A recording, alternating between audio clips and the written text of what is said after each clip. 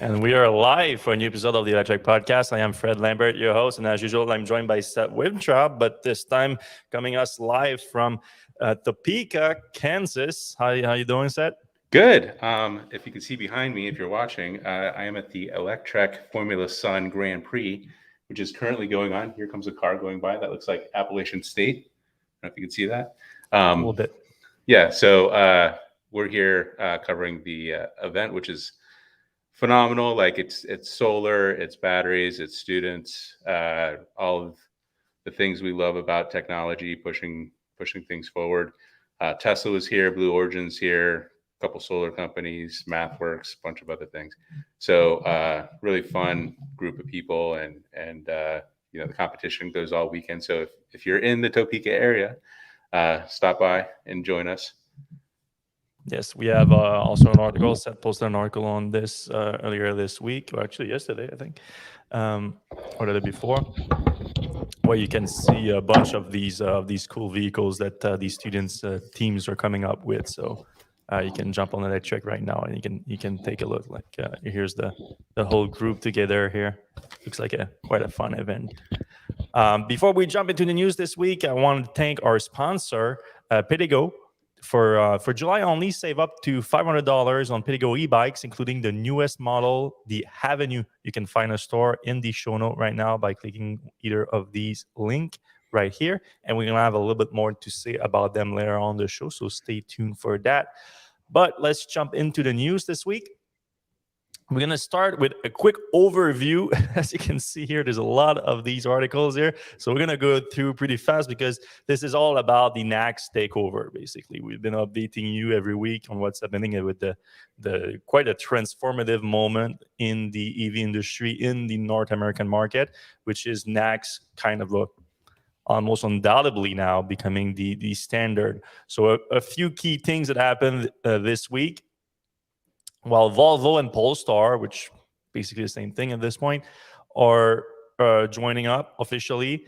Same exact deal, basically, as Ford, GM, and Rivian have announced before. Kind of the first European/Chinese companies to join on board. The German are still not in yet, but we're gonna have a little bit more to say about that soon. And obviously, the Japanese and the Korean are also not quite on board just yet, but I think it's gonna come. And why do I think it's gonna come? Is because SAE, one of the previous sponsors of the podcast, has announced that it has come to an agreement with Tesla to take over the standardization of the NACS standard. So when Tesla first announced that it's opening up its own connector, becoming NACS, and trying to open it as a standard, it hadn't gone through the proper homologation process to do that. It was sort of more of an indication of it, and then most likely a test of the market to see how it would react and if it was actual interest to do it. And it took a little bit the time, probably like a 5 to 6 months to get some momentum, but now it's in. So SAE International taking over, basically what does it mean is that they're going to do through all the homologation and regulation process that comes with making it an official standard. And also it sort of takes that away from Tesla, which is probably one of the last bottleneck that some of the other automakers were not sure about. Now that this is in the end of SAE, and they're gonna make it, how did they phrase that exactly? They had a phrase that they use to develop. Well, they did say that it's gonna be done on an accelerated time frame too. They're gonna use a public infrastructure, but basically it's gonna be now more of a consortium of effort, and all the different players are going to be able to have inputs into the standard rather than Tesla just like giving it to people. And obviously this is for anyone that had any doubt about like Tesla Is there any is there any intention, a hidden intention behind that? Is it trying like to just own the entire like connector and charging infrastructure? Like what is happening here? That takes some of it away. And now Tesla is obviously behind the whole connector. It developed it from the ground up by itself and all that, and is as now it's as basically given it up to the industry for good reason. Like, and now it's starting like to be very hard to argue against like Tesla having any hidden intention behind this. It's very much a mission driven move, in my opinion, at this point. Yeah, I agree. It's a good thing. I'm not always like 100% pro Tesla's moves, but in this case, I think they have a superior standard.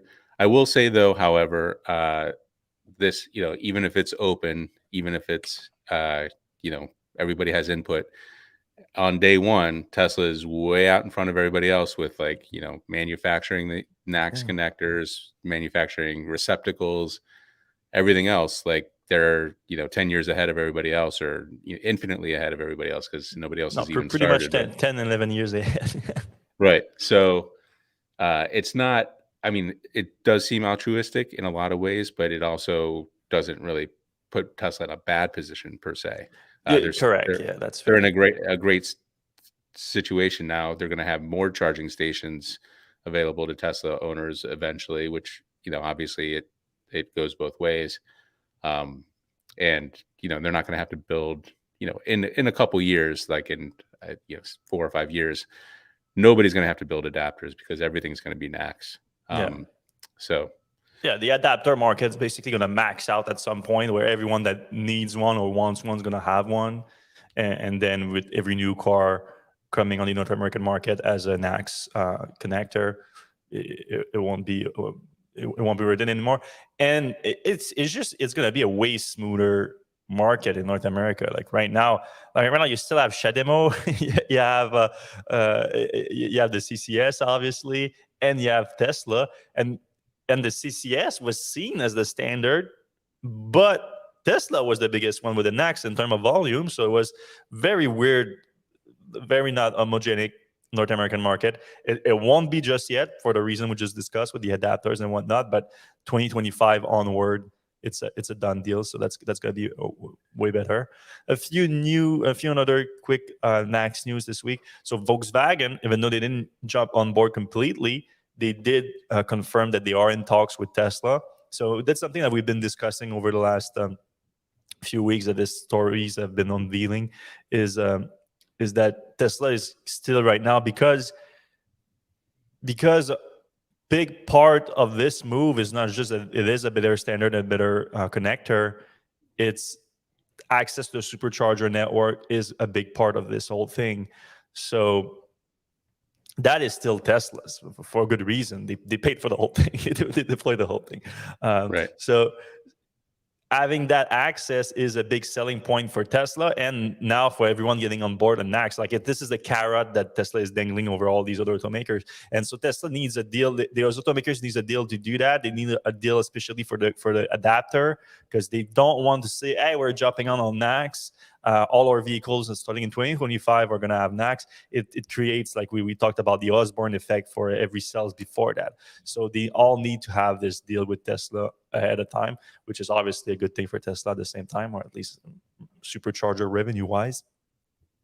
So they confirmed that, and we assume it's going to come soon. And sure enough, just before they announced that, Electrify America announced that they are going to add NACS to their charging station, which we knew was going to come. Like all the superchargers, all the charging station manufacturer and operator's announcement about NACS are not as exciting, because it just makes sense. It doesn't make sense that they haven't done that before, once Tesla actually opened the standard in November. Like if I was an executive at one of those companies, I would have jumped on that right away, because like, hey, they're giving us access to the biggest fleet of electric vehicles out there. And our job is to sell electricity to those vehicles. Like, let's just dump on that. Now, they were a bit slow to this whole thing, but now they're doing it. And Electrify America doing it is a little bit more newsworthy, obviously, because of its affiliation with Volkswagen and all of Volkswagen's brands. So this is the Volkswagen Group, by the way, that said that about being in talks with Tesla, and they mentioned that all their brands are involved in that. So you can assume that Porsche, Audi, VW will all be included in the sort of deal that I would assume going to be announced in the next week, maybe 2 weeks max. So yeah, and on top of Electrify America, ChargePoint also announced it again. Don't know what took so long. Blink also announced it this week. Basically, now I think all charging station operator and manufacturer, or at least all the major one that are operating in North America, have announced it. We even had the first automaker, Verge, the first electric motorcycle maker, Verge, that announced that for its North American motorcycle, they're going to use NACS. I think we're going to see a lot more of these smaller companies that are not necessarily in the auto business, but in like the off-roading world, electric off-roading world, where they have level 2 and up. So because some of them don't necessarily even need, like the electric bikes, for example, like they're not going to have NACS. You don't need level 2 or level 3 charging on those. But for everything that can use level 2 or level 3, I think they're all going to move to that. It's just going to make a lot more sense. Yep. All right, we're going to move on from NACS news. I know there was a lot. We went through all of it. I think everyone now is updated on the NACS takeover, I'm calling it. If you do enjoy the Electrek podcast, I would appreciate if you can give us a like, thumbs up, whatever it is on your app that you're watching, because we're live everywhere, every 4 p.m. Eastern time on Friday. And if you are listening to the podcast through a podcast app like Spotify or Apple Podcasts or whatever it is, if you can give us a 5-star review, it takes a second to do. It's free, and it helps the show a ton to help it up the charts and propagating to more EV fans that want to keep up with all the news in the electrification world. All right, we're going to move to some Tesla news this week. A rumor that sounds very plausible is coming out of China right now about the new Model 3. So we are starting Q3, and that's when we are expecting the new Model 3. We are expecting it to be produced in Gigafactory Shanghai first, like it's often the case with new Tesla product these days. And there's been a rumor that Tesla is going to shut down Model 3 production for a little bit in Shanghai in the coming weeks. Makes sense. And now we learned that. So we've been talking a lot about like the designs updates, some new features in the Model 3 and all that, but we expect a significant upgrade under the hood with things like the powertrain and the actual chassis of the vehicle. Not exactly clear what those entails exactly. For the chassis, we know it's probably going to involve a bigger casted part and all that, like the Model Y. But in terms of the powertrain, it was not clear. Tesla has been improving its powertrain significantly over the years, especially at the drivetrain level and a module and pack level. But in terms of cells, other than the 4680, they've been extremely reliant of what their suppliers have been producing, obviously. And in China, CATL has been the main partner for Tesla. And now CATL is bringing to production its new M3P cells, which is a new version of its LFP chemistry. So lithium iron phosphate I'm talking about. And there's a report coming out of China right now that Tesla's going to use this new battery in the base version of the new Model 3, and it's going to enable a 10% increase in overall energy capacity. So it's going to go up to a 66 kilowatt-hour battery pack. So it should enable a slightly longer range than in the current version of the standard range Model 3. It should. It's not exactly confirmed, obviously, because we need to see the weight differential and all that. But I would assume that Tesla is going to reduce the overall weight of the Model 3 with this upcoming update. There's also talk of cheaper, the M3P being cheaper than the existing CATL LFP cells, which are already some of the cheapest, if not the cheapest, on the market. So that is bringing some hope of a lower price for the Model 3 with the update, but at the same time, Tesla has been slashing prices on the Model 3 ahead of the update. So and they've been doing it on new inventory vehicle and not on new orders, which we've been expecting that some new orders might come as the new refresh Model 3. So it's the whole situation is still up in the air. All right, this is we knew it was coming, but this is finally happening now. Tesla has started to run ads, actual paid advertising, and they are doing it through Google right now. So it's some Google search ads. So people have started seeing pop up, especially in the UK, but also in the US, and they've seen these in search, or when they search for a specific term related to electric vehicles or Tesla, these things are going to come pop up right here. And Google has an interesting ad transparency program. So you can see all the ads run by specific companies, and Tesla was running 18 of them, mostly related to the Model Y and Model 3, again, in the UK, but also some solar installation too. So Tesla has been doing a push for that. So this is obviously just Tesla dipping its toes in the advertising world. They announced it. Elon confirmed that they're going to do it at the investor. Was it the investor day, or was the shareholder meeting? I think earlier this year. And the idea behind it is that Tesla has been relying on cutting prices lately to boost demand.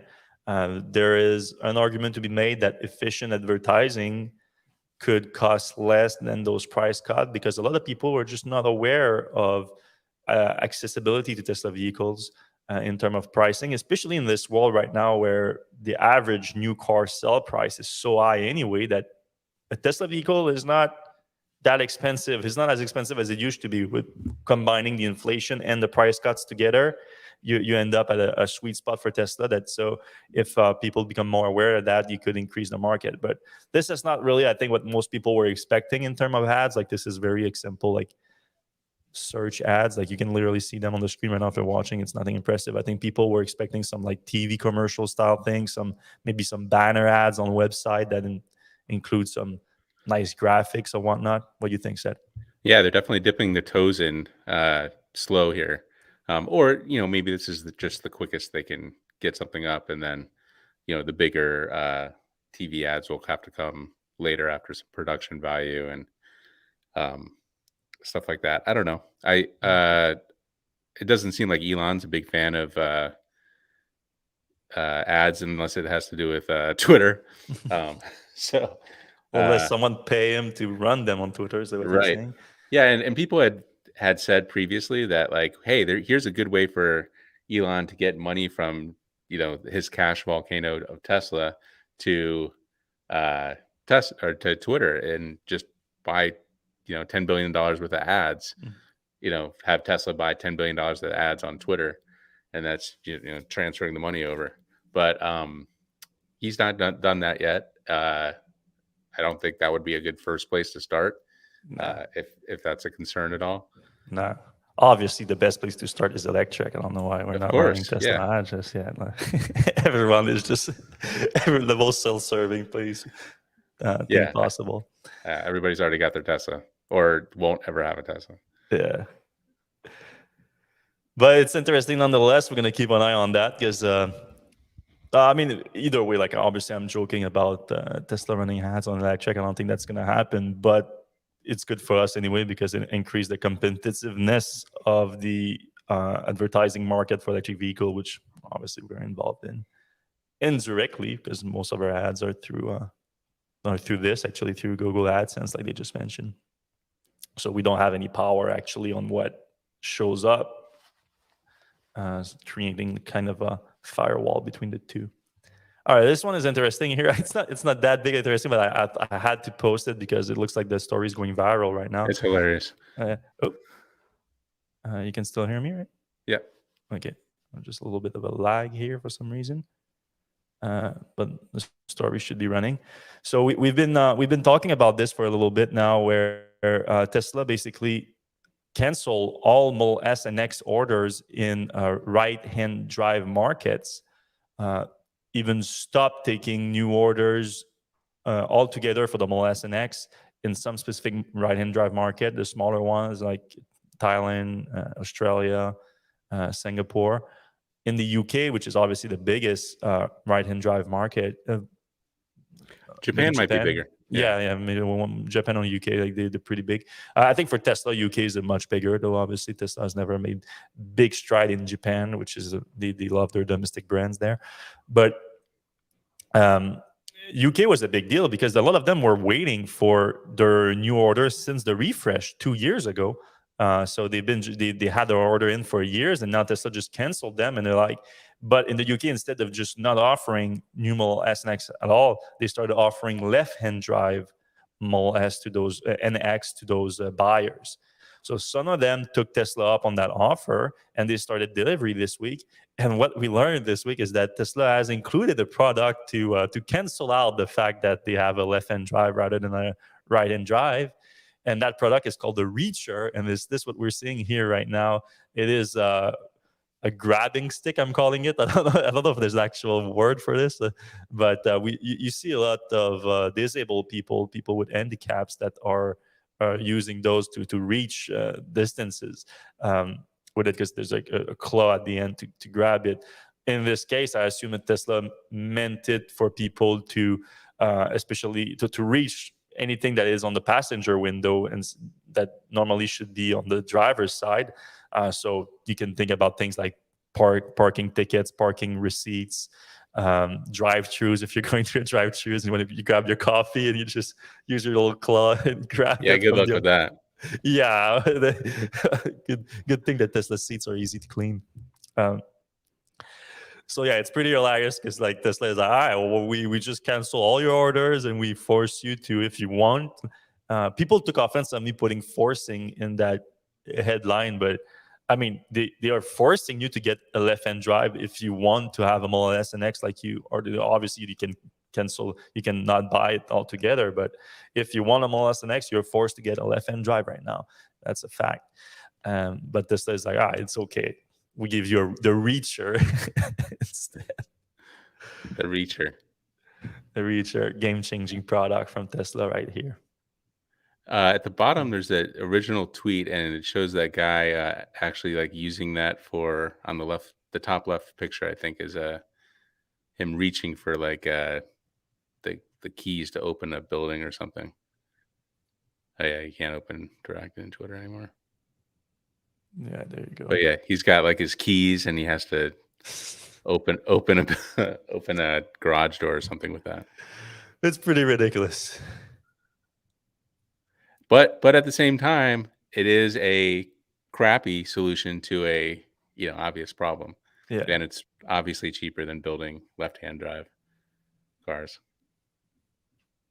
Yeah, but that's the thing that people have been saying to some of the more hardcore Tesla fans. I've always used that as a positive for Tesla because of its very minimalist and symmetrical design inside all of its vehicles, really. It's like super easy to make it left-hand drive rather than right-hand drive. I'm like, all right, apparently not that easy. Otherwise, they wouldn't have canceled thousands of orders. It's weird that they already have it for the Model 3 and Model Y, and they had it for the Model S and X earlier. Mm-hmm. It's just weird that I guess they just do not make enough of them to rationalize that, I guess. I don't know. Don't make enough, and I also think that probably Tesla, well, I mean, we knew that Tesla was sitting on a big inventory in the US and other places, so they might decided to just let's just try to unload some of that left-hand drive inventory in right-hand drive markets, because even though we get a certain cancellation rate on those, we do unload a lot of cars before the end of the quarter, which is always an important goal for Tesla. So I think some of that had to play too. And we saw a big drop in Model S and X inventory in the US over the last few weeks. Obviously, that can be attributed to delivery push in the US too, but I wouldn't be surprised if some of those have been sent out to right-hand drive markets. All right, here's a question. If Elon Musk tweeted out Reacher $49.99 to all of his followers, how many could Tesla sell? Just would he sell like 100,000? Do you think? Probably. Yeah. Probably. I mean, so many people would just buy 20 of them, thinking that it's going to be like some kind of novelty products or something. Right. That's the thing with these. Like every time that Tesla has done a drop like that, or like the Boring Company has done a drop like that, it has worked. Yep. Tequila, shorts, beer, $40 a can beer, a can or bottle, whatever. All right, last Tesla news before moving on to non-Tesla news. Sorry. We have the consensus from Wall Street about the deliveries for Q2, sorry, at Tesla, and it's 448,000 units vehicles globally for the last 3 months. So today is the last day of the second quarter, yeah, and Tesla is expected to release their delivery numbers most likely Sunday. Normally, it's like 2 days after the quarter. Those Sundays are a weird time to release that. It's generally the case. Maybe it's going to be different this time because it's a long weekend in the U.S., right? How does it work? The 4th of July, because it's going to be Wednesdays don't or think. something? I think they just take the 4th off. I don't know if they're gonna. Yeah, I don't know how it works, to be honest Yeah, with it's you. not a long weekend then. No. Yeah, so yeah, it should be normal then. All right, so 448,000 units. That's up 6% from last quarter, or 400,000, 22,000 units. That was a record. So this is expected to be a new record. If they do deliver on that estimation, it would put Tesla at 870,000 units delivered for the first half of the year.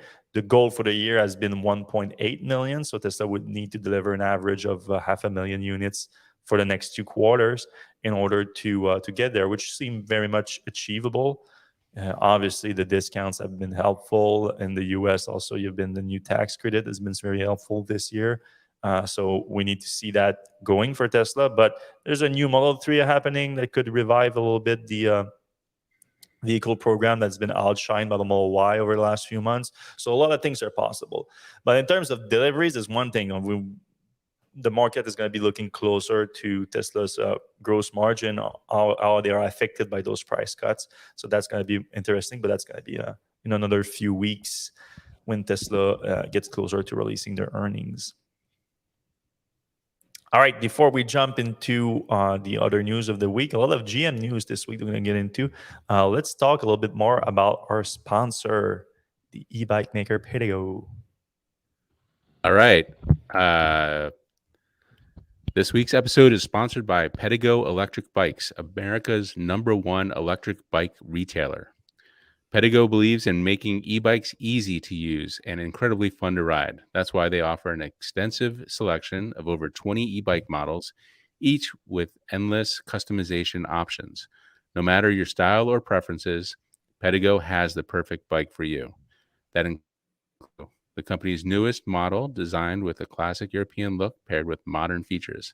It has a 500-watt motor, a 48-volt battery, and a range of up to 56 miles on a single charge, making it perfect for commuting or leisurely rides around town. The Avenue comes with both a 28-inch classic and step-through frame and a 26-inch step-through frame, making it accessible for any rider. With over 220 stores across the country, staffed with knowledgeable local experts and dedicated service technicians, Pedego ensures that you receive personalized attention and support every step of the way. Pedego also offers a 5-year warranty on all e-bikes, which is among the longest in the market. I think it is the longest in the market. I was just surprised by that, actually. In July, Pedego is running an exclusive promotion for Electrek listeners. You can save up to $500 on their bikes, including their newest bike, the Avenue. Don't miss out on this incredible opportunity. Yes. Head over to I mean, $500 is not nothing. Head over to Pedego.com or the link in the show notes for more info. Thanks again to Pedego for sponsoring. I have to say, like, as a side note, maybe like 5 years ago, I was like, I don't know if I would recommend Pedego bikes. They were kind of just, I would say, like, like pretty good Chinese bikes that they would kind of rebrand and whatever. I have a buddy, Riley, who has a Pedego shop nearby, and he's always like really excited when a new one comes in. The latest bikes that are coming out of Pedego are really solid. Mm-hmm. And of course, his shop is like an Apple store for me because I love e-bikes.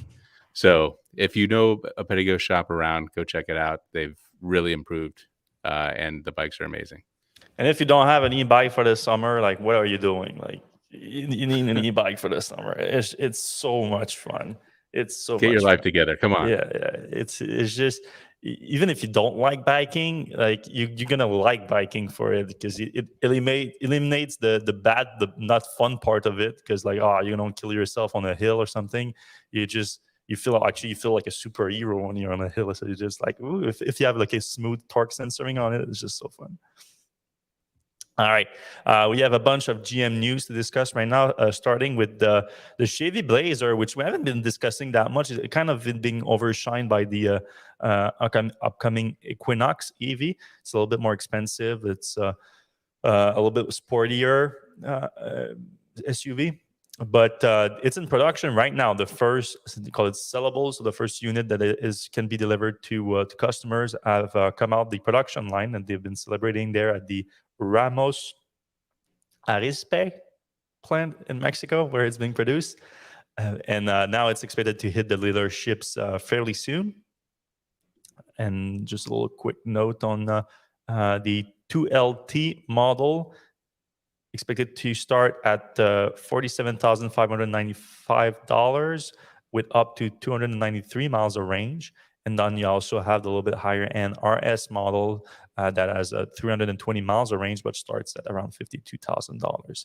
And then you have the high end SS model and one that starts at $70,000. This one is not going to come until the winter, though. So while I was at the Silverado event, which I think we'll talk about, they actually had it was one that was actually drivable, and it was built at the factory. And they let me kind of tool around in it, but I forgot to make a post for it. I just made it a YouTube exclusive because it was kind of for the Silverado, but I will add that to the post so that we can all enjoy that. It's a pretty solid vehicle, I have to say. Like, seeing it in person it's a little bit nicer than I like it more than I thought I would. And for me, like, I've always had this like love-hate relationship with Blazers, because my grandfather and dad gave me a Blazer S10 when I was like 16 years old, which was like, sweet, I got a Blazer S10. But it came with like a plow and a mower in the back. And that was basically because I was going to be working all the time with that thing. So I basically spent like half of my teenage years like driving that thing around to either mow a lawn or plow a driveway. So blue Blazer, love it. Poison glyph. Yeah. All right, GM launched the Ultium Home charging with 3 different bundles as part of his GM Energy division. So they are delving a little bit deeper into the charging world and home energy storage. And they're doing it obviously in preparation for the upcoming launch of the Silverado Electric that has vehicle-to-home capability. So here, I looked it up a little bit. I was when I read Scooter's article, I was looking for pricing, because that was my main thing. Is with Ford solution. So Ford has a similar solution. That's the thing that people have been looking for. Apparently, it's hard to get your hands on one, and it's even harder to get pricing on one. But yeah, what we have here is this little suite of solutions. So you have the GM PowerShip charger, which is a charger that up to 19.2 kilowatt of charging speed. It also enables vehicle-to-home bidirectional charging capability with compatible GM electric vehicles, of course. Then you have the vehicle-to-home enhanced enablement kit. So I assume you need both of those together to work. So it's not just one, because I don't think you can just have one enablement kit, but the inverter, home hub, and dark start battery comes with it. 9.6 kilowatt of discharge power capability into your home, seamlessly connect to your home and grid. Okay, and then you have the Ultium Home energy system, where you have those 2 that we just discussed, the power shift charger and the home enablement kit, vehicle to home enablement kit put together. And you had to that a separate power bank, so the GM power bank. So it used the Ultium battery pack system to create a home storage that is compatible to vehicle to home. And it comes with either a 10.6 kilowatt hour version that have 5 kilowatts of power output, or a 17.7 kilowatt hour version with 7 kilowatt of output. So this is going to be GM's Powerwall competitor, basically. You can see some pictures of it right now. And yeah, unfortunately, like I said, the only thing that we don't have is the actual cost of these things, which is important to know because those things are, for the most part, like it's very much about financial decision because they're going to replace like your generator or they're going to replace power wall or whatever on battery solution that you have. So it needs to make financial sense on that front. So I think obviously the Ultium energy package with the power bank would be more for someone that is looking at like some net metering advantage. So you want to do some daily cycling and you don't want to use your vehicle's battery pack too often for that. You can still plug in your own battery pack if you have an extended outage, for example, if you have a natural disaster or whatever, and you want more than 17 kilowatt hour. Or I assume those are stackable too. But anyway, let's say that you have that's the thing. You don't necessarily need for them to be stackable if you also have the battery in your vehicles to complement it if need be. So you can even take like the smaller one, though the smaller one is also limited to 5 kilowatt of. So that's something a lot of people don't think about that much. They're very focused on the energy capacity of our energy storage solution because they look at like, all right, my house consumes like 30 kilowatt hour of energy per day. So I want to have a full day of it. So I want to have 30 kilowatt hour. But you have to look at how much power you draw at once. So maybe like 15 of those 30 kilowatt hours, you use them in an hour's period of time. So you need that kilowatt capacity to do that. So that's why I have two power walls here. It's not because I need 28 kilowatt hour of battery storage. It's because I need the 10 kilowatts of continuous output that the two of them put together gives me. Or actually, is it 14? I don't remember if Tesla had upgraded them to 7 by that time. I think it is 14. Now it is, but I don't know if it was by the time I installed those. Yeah. I don't remember. So yeah, and then you plug in your truck, and then you have a 200 kilowatt hour of battery capacity, which is going to last you weeks. So it's pretty fun. It's a fun concept to have. I really want to see the cost because like this whole thing could cost you like the whole Ultium home energy system put together. I wouldn't be surprised even if you go with the 10 kilowatt hour power bank installed. $15,000 installed. So it's big investment. A lot of money, but you get peace of mind. I think this is actually really good, and frankly, I'm surprised Tesla didn't come out with this product like 5 years ago. They've been talking about it. They never pulled the trigger. Yeah, it's like just not a priority for them, I guess. But this kind of seems like the final form because like you have. Your house is good. You have like a cache of energy that, if your car is not at your house, your house is still powered. But the big battery that's in your car can be used in emergency situations that last, a day or more, or, maybe even a week or a couple of weeks if you have that crazy GM battery. But you need to leave the house for a while and go somewhere. Then the battery is, the stationary battery is now powering your house again. So for me, this is like if I were clean slate doing something for my house, this is what it would look like. It's, it kind of frustrates me that I have like, kind of a piecemeal, like, I have the solar and I have the battery and everything, and I have the switch off, but, I only have 2 power walls, older power walls worth of energy. And then I have to kind of jerry rig something else up from my other cars, which, obviously not optimal. So, kudos for GM for at least like laying it out there. We'll see if it's, price competitive and how reliable it is. Yeah, I would assume we're going to see that closer to the actual deliveries of the Silverado electric.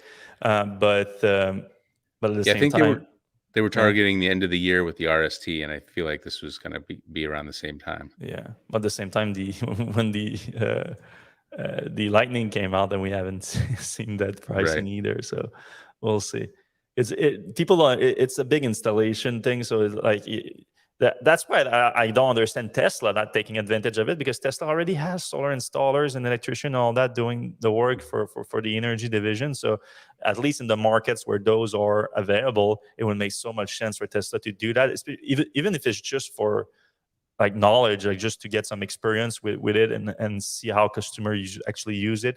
Because Tesla's argument with that has often been that customers is not going to use that much. Like the Powerwall is a better solution than the vehicle to home, which I agree for the most part. But like Seth said, it's just good to have if you need it. Like if like a lot of people are like not preppers necessarily out there, but like there's a few levels between like, all right, I trust the grid 100% and being a full-on prepper. Like there's a few levels between those, and I think most people sits between those in that spectrum. So a lot of people in that spectrum, myself included, would like to have that as an option at the very least. Same. Where did I lose that? Okay, I moved that page right here. Sorry. All right, still on GM news. The Hummer EV has gone full circle. And that's with this vehicle right here, which is just a prototype right now. But what does that remind you of, Seth? Jeep. I thought you were going to say Humvee. Humvee. Yeah, I mean, the Jeep was the original Humvee, really. But yeah, obviously the Hummer originated as a civilian version of the Humvee, which was a military vehicle. And then the Hummer went away for a little bit, but came back as the Hummer EV that we know today from GMC. And now it comes full circle because it has become a new military. They made a military version of the civilian Hummer. So really a full 4-step full circle. And we've been talking about before about the GM defense program going electric, as the U.S. Army has announced that they want to go full electric by 2050, which is an ambitious goal because obviously you have this is a big vehicle here with a 200 kilowatt battery pack, but it is amongst the smallest vehicles that the military operates when you talk about like tanks and helicopters and whatnot. But it's all very doable. It's just going to take time, and you have to start somewhere. And this is a good start. Like the Hummer, it makes sense. It was originally meant to be a military vehicle, and again, like you said, it has gone full circle now through the civilian electrification of it, which makes a lot of sense. The specs are the same. They expect maybe a little bit shorter range, obviously, when you put a 50 caliber machine gun on top and what looks like a bazooka. It takes. It put on some weight, even if you remove the doors or whatnot. But yes, this was the previous generation of electric vehicles that GM was developing with the Army. But it had, even though they didn't say it was based on the Bolt EV battery pack, it had a 66 kilowatt hour battery pack on it, which is too much of a coincidence for me. I think it was literally just using that. And that's obviously way too small of an energy capacity for a vehicle of that size and that much lack of good aerodynamic performance. So the Hummer EV is a much better platform. And sure enough, looking into the program's notes, I found that GM Defense has provided not this is like a brand new prototype that is just for show right now, but they have provided a regular GMC Hummer EV pickup to the US Army for testing right now in demonstration. So you can expect some kind of version of that, likely being in a super overpriced military program request of proposals soon. All right, last piece of news before we jump into the comment section. And I see a lot of discussions in the comments right now today, so appreciate everyone that's that's discussing right now. But if you have a specific question for us, if you could put the question in front of it and ask it, so it's going to be easier for us to get to them after we're done with the next piece of news, that would be super helpful.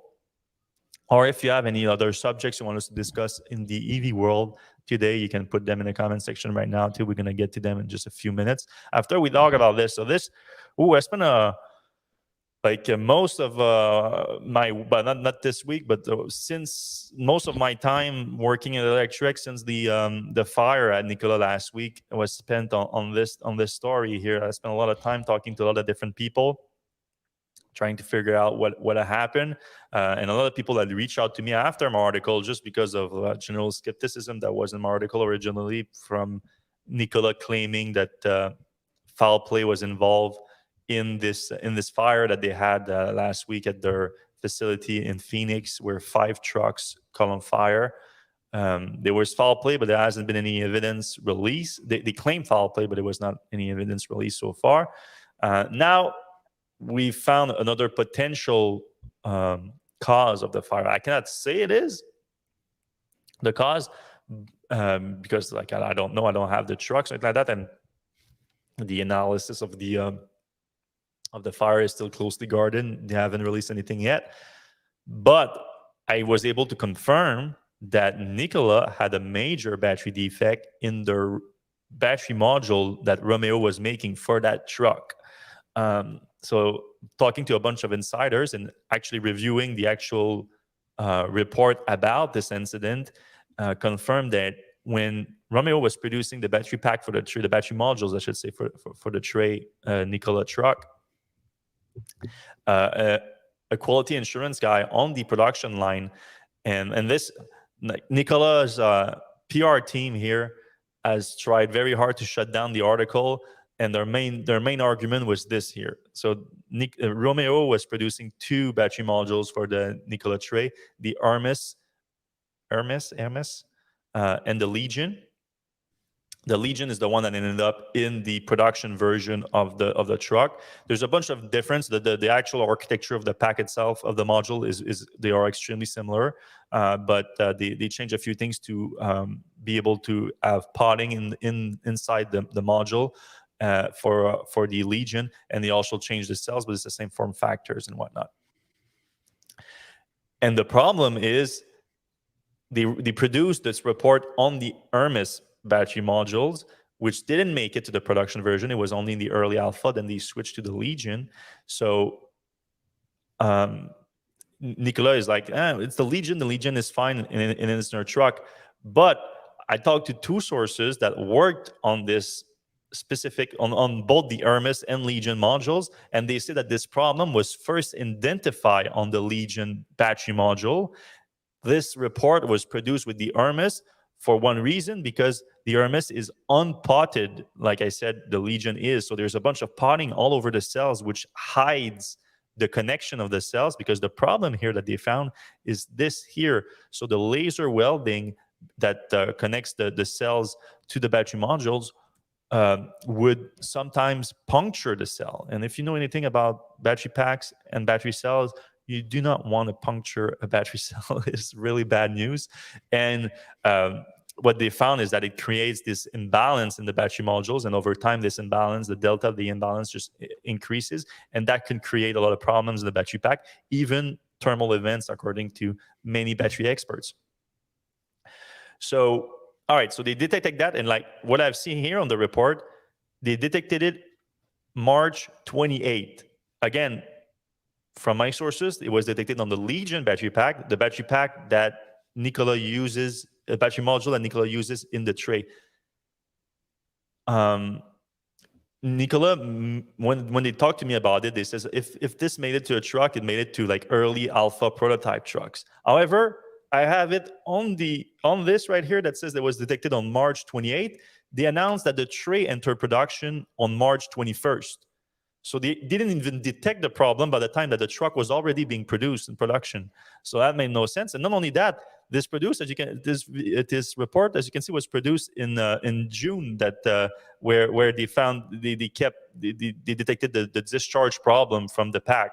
So they was visually seen in March, the puncture, but the problem was still ongoing all the way through June. And I've learned after that it was still ongoing further than that. But anyway. So between March and June, when the Tre was in production for a vehicle that goes to customers, they had this problem. So that I can confirm from this. Now, obviously, my sources are with Romeo. And the way that Nikola has been defending itself it's a weird one. They seem in the comments, like I can tell you like what they told me here officially. And I had a lot of Nikola investors attacking me all week over this. They even go as far as claiming that I made up this comment from a Nikola spokesperson here, as if I would do that. Like, how easy is it to get caught doing that? Like, it's so dumb. Anyway, so Nikola wrote, for production Nikola vehicles, Nikola requested Romeo not ship known leaking modules. That's a good request to make right there. Don't ship me damaged modules. When weld issues were identified at Romeo's end-of-line process, a quarantine process was implemented which required performance of a thorough inspection of every modules, including end-of-line functionality check. To our knowledge, and based upon assurance made by our supplier Romeo, Nikola did not put any module with weld issue in our production vehicles. So there's a few problems with that comment because it's not very reassuring because, like they said, to our knowledge and based upon assurances made by our supplier Romeo. Well, I talked to people that were at Romeo at the time, and they say different than that. They say that they were shipping products that were damaged, and they say that the weld issue were identified at the end of the line process and quarantine process. So the quarantine thing has been disputed by a very credible source that talked to me that said that they told the advocated with the CEO of Romeo at the time, which was Susan Brennan was CEO of Romeo at the time. I requested an interview with her. She hasn't responded.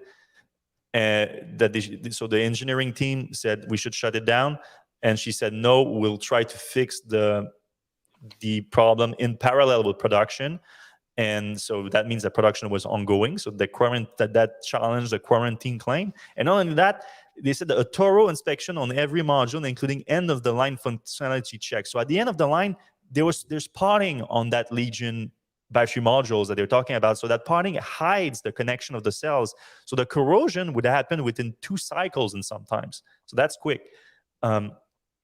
But you wouldn't see it at the end of the line if there's potting on the cells. On top of that, if you do the functionality check, well, it can take a little bit of a while to see that delta increase in the imbalance in the battery pack.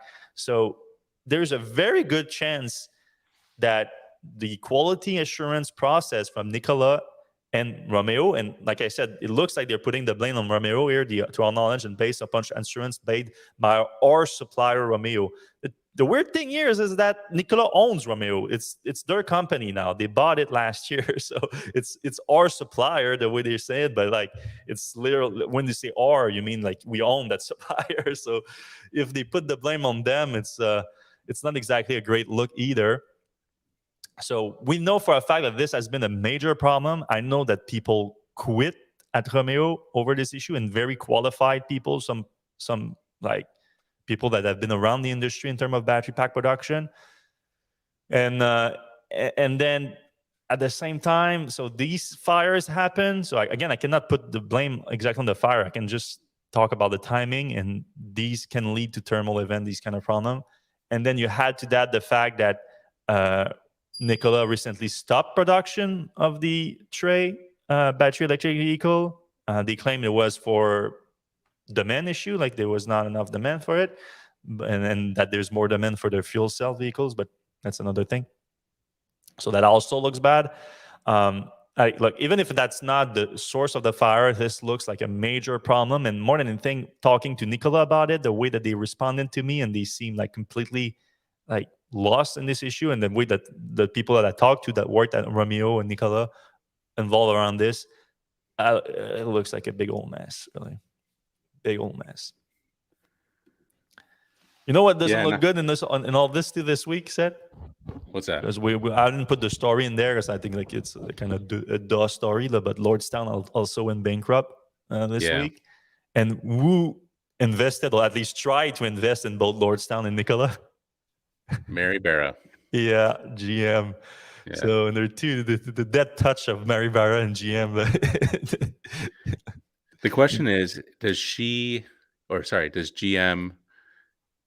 do they have like the inverse Midas touch, or do they just pick bad companies to go after? Like, do they ruin companies, or do they pick ruined companies to go after?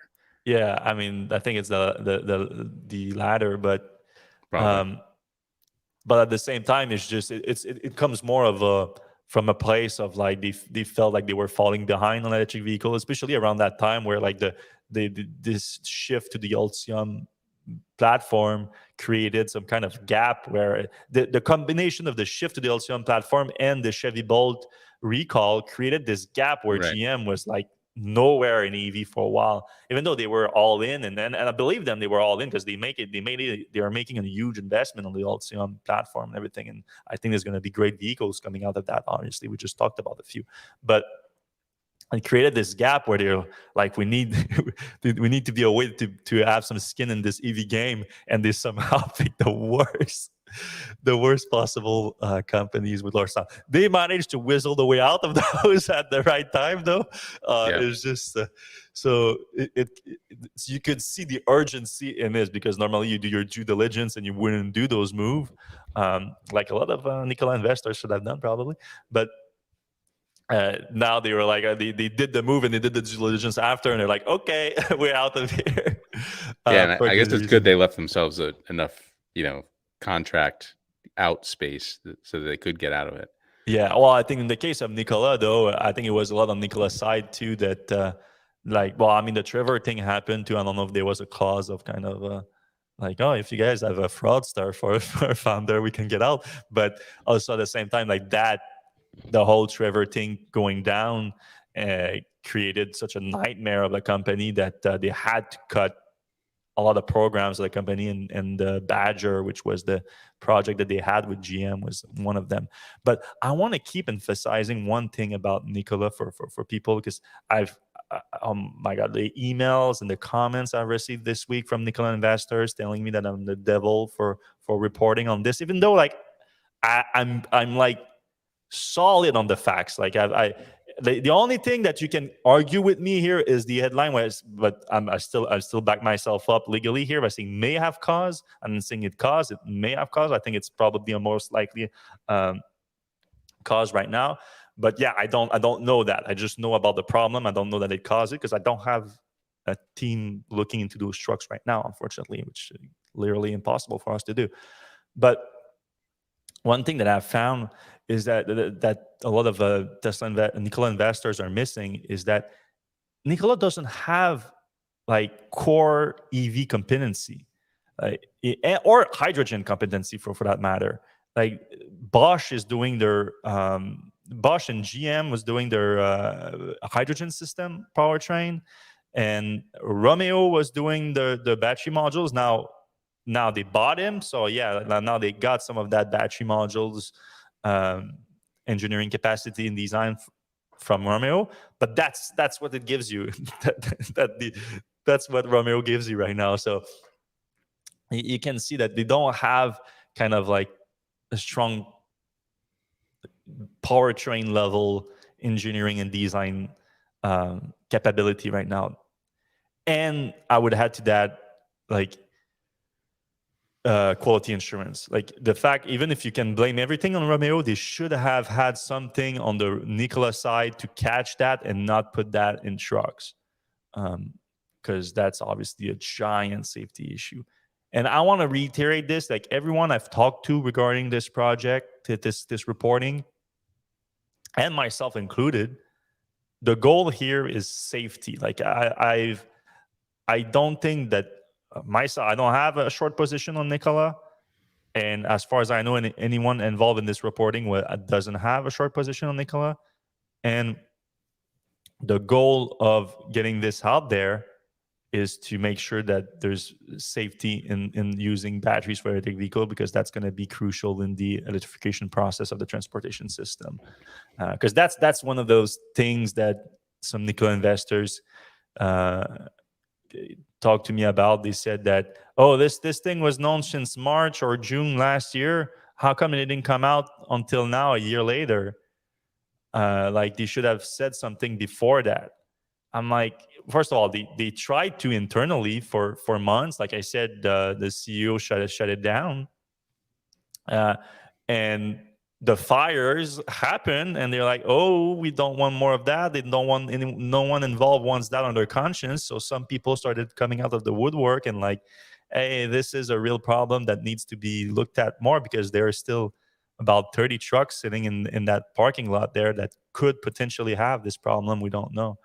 So yeah, this is happening right now, and to Nikola's PR's credit, they managed to shut down all of their articles coming out about this. Like because you know how it works. Set if someone like posts something like that, all the other publication will send it to the PR. It was like, hey, is there like all the lazy journalists are going to do that. Like some others could do their own research, but most of them are lazy. Most of journalists are lazy, unfortunately, and they will just send that to them. It's like, is there anything to it? And then Nikola would say, no, whatever. Like, this guy is just fishing and whatnot. And then they dropped it because no one else reported on this.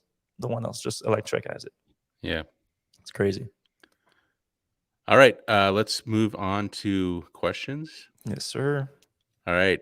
Doug Grinberg came in before we even started. Who knows what kind of financial arrangements companies are making with Tesla for supercharger access? Any NACS licensing fees for car or charger companies? I had heard something about this, but the source wasn't reliable enough for me to, and I've heard other things since then. So I don't have any reliable info on this.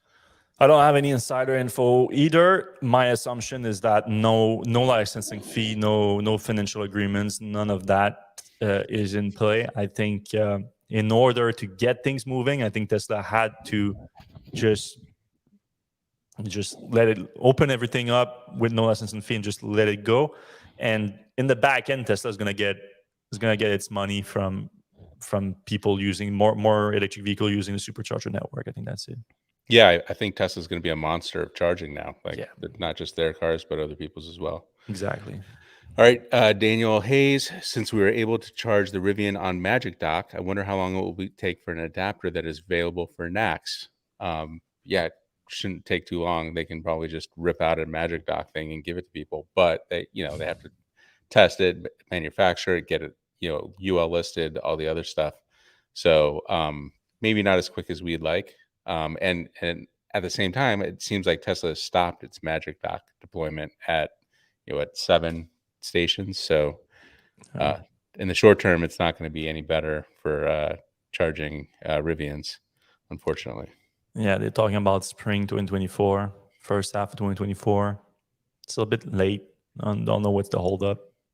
Maybe they are sandbagging us on this. Yeah, and even if a third party comes in and says, "Hey, we made an adapter," like, it's not hard. Tesla still has to enable it at the supercharger because how do you pay for it? You can't just go to a supercharger and pretend you're a Tesla and plug it in and get electricity. Well, you can at these Magic Docks through the app, so I guess they could just like had that sounds more like a switch to turn on. Like, yeah, they have the option in the software. Tesla would have to do that though. Yeah, you're right. They would have to, but at least it's there. Yeah, and some of the older stations, I don't think have the CCS communication protocol that they need to initiate a charge as well. So I don't think it works on all chargers. Maybe some need updates or something. All right, Carl in San Diego, I take your point that SAE working on NACS is a good thing, but I do think that the entire move to NACS from Ford and GM is putting fingers on the scale for Tesla to become a monopoly. Why? Because others have 2 tiers with separate manufacturers and ChargePoint operators. As has been reported, Tesla can deliver chargers more cheaply. So them taking the NEVI money is not fixing the imbalance of Tesla network domination. These forest fire, I think we'll stop there. All right. So yeah, I agree with that. Tesla puts itself in a really good position right now in terms of becoming, I wouldn't say monopoly, but dominant in the charging space. And they did it because they're better. Like, they built better chargers. They invested more money. They invested earlier, like before anybody else did.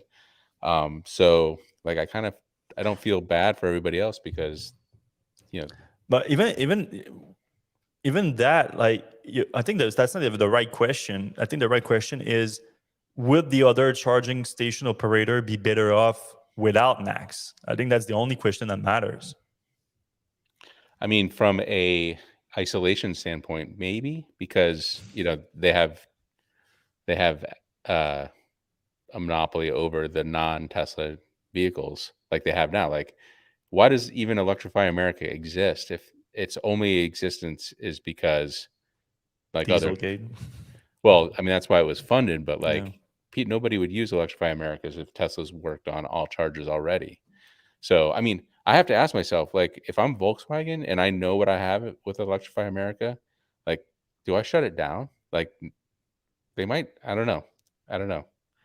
Oh, you could sell it. There's still some value in it. There's still Right. there's some good leaders. Like not saying that people at Electrify America are not good leaders, but there's there's a way to replicate Tesla's success with charging as a third party. There's a way to do it. It's not impossible. It's going to be hard to close that gap, like Carl mentioned. Yes, Tesla has a giant cost advantage gap, but the thing is I don't think they are better off if they are isolating themselves. I think they are better off having access to that Tesla fleet, because yes, for your like daily charging situation, pricing is super important. You need that pricing. Yeah, that's one of them there. You need that pricing to be good, because that's your main source of transportation and everything. But DC fast charging is mainly not for your daily charging needs. It's for Right. your traveling needs. And for that, the best thing is location, not necessarily pricing. You're going to stop set at a charging station that's more convenient to you, and you would be willing to pay a little bit more for it, wouldn't you? For sure.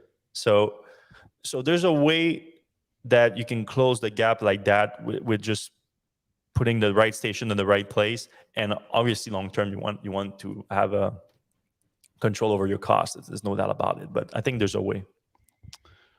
All right. MJ for Kramer comment. I was in Aruba for a week in an Elantra. Flexing. Yeah. Poor guy. One of the biggest cars there. It was nice seeing so many tiny cars. I think that's a Micah person. Saw several ID4s and tons of Leafs, a BAW Pony, and 1,000 tiny ice cars. Yeah, I mean, it's a small island, isn't it, Aruba? Small island. You don't need a lot of range. So yeah, it makes sense there. I would like to see the US go in the other direction of not getting bigger. Like, at least stop getting bigger. Maybe. Yeah. All right. Will automakers who adopt NACS have to move their charge points to the back of the car like Tesla does? I'm sure that Tesla recommended that throughout their discussion. Is like, but that's also like a common sense one. Or like, all right, let's. We're already seeing, I think, a little bit more homogeneity. Is that which one is right? Homogeneity, yeah. Homogeneity. On that front in the market. At first, there was a lot of weird one, like the Nissan Leaf, like it's smack dab in the middle, the Kona EV and whatnot. Like they did some weird things. I think that most people are starting to understand now that you need that, like on the driver's side, either at the front or the back, ideally in the back. So I think the market was already moving that way. And now with NACS, I assume that Tesla was able to, with again that carrot, that supercharger carrot dangling in the front, of like, you want to use it at work, how about you be smart about where you put your connector? Yep.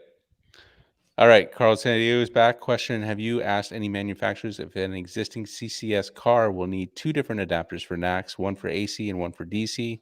This is because existing CCS1 cars don't have AC-DC switching. That's a great point. I think the Magic Dock was only DC, right? Because it only had to live in a DC, but maybe you do get two different adapters, one for AC, which already exists. There's tons out there. A company called Electron makes them. They're a couple $100 or something. But I don't know if the Tesla one will work for both or how that'll work. All right, general question. Worth waiting for Tesla being vehicle to home or grid? What do you think? Well, what do you mean by waiting? Well, I mean, I think they already confirmed that Cybertruck is gonna have the capability. So if you want that, wait for that. But if you mean like waiting for like Model 3, Model Y to have that capability, I don't know. Like I just said, I still think that Powerwall is a better solution in general. Having vehicle to home is like a add-on for like longer outages. But for me, for example, I don't have a problem here with longer outages. But you never know when it's going to happen. So Yep. for me, it's just not a deal breaker for me. All right. Come on. Hello from Topeka. Hey. Drove from Chicago. It's been really cool so far. Stopped by Rivian, a sprinkle of R1T and R1S, and a sea of Amazon delivery vans in a lot. Now I have to find that electric swag. Oh, All do right. we have any electric swag there? Yeah, actually, Well, it's impressive how much stuff they've put. Like we sent them our logo, and they've just put it on everything, like including like well, the okay, hats. well, yeah, that's nice. So plenty of swag here. Come and get it. All right. Yeah. So Daniel asked a couple questions that we answered. I probably should have put something in the beginning of the podcast saying we answer at the end of the show for the new people. A lot of the people who've been here for a while know that. So Daniel, patience. We get to your questions. We've already answered yours now at this point, but he's gone, so he won't know. Carl in San Diego, Seth, can you interview the solar race teams and see how they view giant EV pickups versus their highly efficient machines? Carl, I think a lot of them will appreciate the efficiency, but at the same time, they all got their vehicles here with huge gas pickups, sadly. So that's the bad news. Almost every single one of them has a huge trailer and a big pickup. So bummed about that. But what is so cool about this event is that you can imagine a future where these students now are going to be picked up by a bunch of different companies in the EV world, and they're going to use their experience making a super efficient vehicle and apply some of these capacity to existing vehicles that are not as efficient. Obviously, I don't think none of them are going to be anything close to what they're doing right now, but every little percentage point that you can remove off of the drag and the weight and all that from these pickup trucks is going to have a giant advantage. Yep. All right, Carl in San Diego, good job reporting on the Nikola issues, Fred. This helps the industry when transparency allows others to learn from their mistakes. Yep, kudos to you. Awesome job. And also, it's so much fun not fun, but it's rewarding to do that good investigative journalism. Yes, I try to do my best with that. Appreciate it. Charles Cole, anyone who does not go with NACS will be behind the 8 ball. That's true. Yeah. A question related to the broader green energy transition world. Where would you suggest one look for career opportunities or other areas to get involved in the green energy transition? I mean, it depends on what you want to do exactly. I know there's a giant rush right now to find electricians. Like, and we're going to have a huge shortage of electrician from just installing charging station, installing solar, installing battery storage. Like, we need people that actually have the skills and the certifications also to install those. So that's a big thing. I think you're going to see a big increase in also revenue for electrician. I think that there's going to be a squeeze that's going to happen. That's going to elevate that market a little bit. But there's opportunities in everything. You have giant companies that are becoming giant from that transition, that are just taking advantage of it. I think a lot of it is to do with software too. Like, there's opportunities to make better user interface experience. There's throughout the entire thing. There's financing too. Like these projects are capital intensive, and you need some smart people that figure out a way to finance those. So there's every step of the way there's going to be opportunities to contribute to the green energy well. I mean, Seth and I, all we do is like tuck on the laptop, and we're part of it. Like we're part of that. Yep. All right. Aaron Rudloff, who apparently is around here. Also, will we be seeing Fred Esteban, which is the Montreal school, is here. They need you. They call it Esteban? I think so. They keep saying Esteban. I don't know.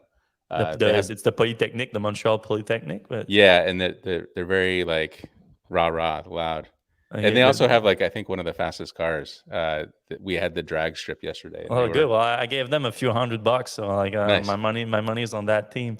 No, they don't need me at all. Unfortunately, Aaron, I won't be making it. I had an obligation earlier this week that I had to do, and now with just a few days left on the competition, it would be expensive for me to show up. There's these Canadian flight tickets are not cheap. you fly out of a Canadian airport. All right, Rich Tier, Tesla's already dominant in the charging space. Others adopting NACS just cements it. It's kind of true. Do we worry about gas pumps at all? The same connector? No. A little bit different, though. Yeah. Question, where do we find the location of the only 12,000 Tesla chargers that will be opened? That's a question I had as well. Like Tesla has said they're going to open 12,000, but I believe there's like 18,000 currently. And then there's another, between now and a year from now when they open up everything, there's going to be some more. Like, how do they choose which stations are available? I mentioned before, like some of them have the older software and maybe not CCS compatible without an upgrade. Mm-hmm. Maybe that's just, those older ones, they don't open up. That's what I was thinking too. I mean, it's similar to what they did in Europe, I guess. Yeah. In terms of opening to non-Tesla vehicles. All right, Rich Tier, are you guys planning to come to fully charged live in Canada in September? I don't know where that is, but I think it's on the West Coast. I think it's like Vancouver or somewhere in BC. I do like Vancouver. Yeah, I don't know. We didn't have any plans, but if they have something cool, maybe we'll send someone. But yeah, maybe it'll show up. I love Vancouver. I went there for the first time earlier this year. It was fun. All right. It feels like Rivian has production and demand problems. They say they are shifting to R1S since they are losing money. And then that's it. We discussed that last week, actually, the shift to R1S. And it's not I don't think it's about like losing money, because I think they're losing money on both the R1S and R1T. I think it's more of a demand problem where the demand is shifting to the R1S, which I don't know how much of a problem it is, because I think the demand is still super strong on the R1S. It's just weaker on the R1T right now. I'm not worried too much about that, but it's definitely something to keep an eye on. All right, and the last question, Carl's back, and is the 12,000 based on V3 chargers? Yeah, that's probably the issue here. Yeah. Yep. All right. Well, thanks everyone for joining in on the show this week. This was it for us on the Electrek Podcast. If you did enjoy your show, please give us a thumbs up, a like, a subscribe, hit the notification button. And if you're listening to a podcast app, please give us a 5-star rating. That would be super helpful and takes a second to do. And we're going to see you same